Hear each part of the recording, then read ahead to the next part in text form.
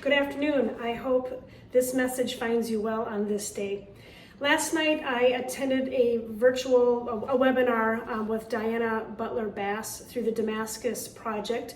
It is a collaborative working arrangement between the Minnesota Conference and the Wisconsin Conferences, giving opportunities for laity and clergy to receive continuing education and to be present in regards to leadership and how we can do church better. Last night we heard from Diana Butler-Bass in a conversation about why leadership matters, especially in this post-pandemic time, or as we approach this post-pandemic time, knowing that things are much different than they were.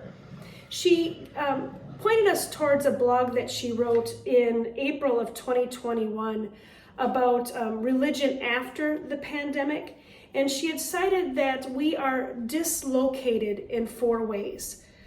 Temporal, meaning a temporal dislocation of just not knowing what time it is or where we are in the calendar. A historical dislocation, wondering where we are historically as history aligns itself. How are things lining up and where are we at today? The third is a physical dislocation, how we have been dislocated from our churches and buildings and places. And though that's not so much happening now, it did. And now for some of us, it's hard to figure out how do we re-enter those spaces again. And then the fourth dislocation is the relational dislocation. How do we connect with each other again? It's getting back to that, what I just said about physical dislocation of how you get into a car to go to a place. Well, how do we get into a car to go to a place to relate with people? And that's what she is finding, that if maybe religion has an answer to that. And if we look at the root words of religion, it talks about binding and closeness and togetherness. Well, in what ways is religion doing that? And have we been able to find that as a church community that has a religious ethos, as a Christian community, as we are a united church of Christ? What does that all mean? And I think that's something that is a good question for us as we are getting ready for our visioning process that's going to begin at the end of this month. I know I've been talking a lot about this with you. Folks, this is an important and pivotal time for us to ask questions about what does church mean for me? Why does it matter?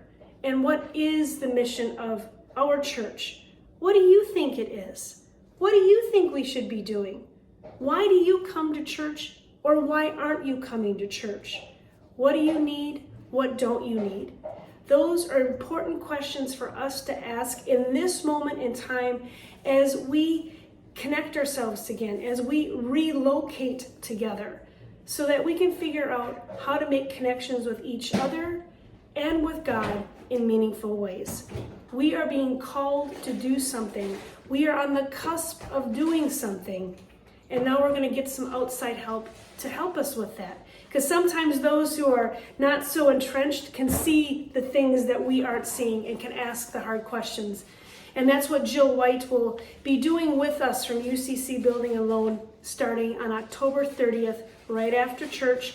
Lunch will be provided. Why not just show up for lunch? Folks, it's an important time for us to identify who we are as church once again. It's exciting, it's a little nerve-wracking, but mostly it's an opportunity for us to be keenly aware of what the Spirit of God is calling us to do. I hope you will join me and others in this conversation. And I hope to see you on October 30th, right after church.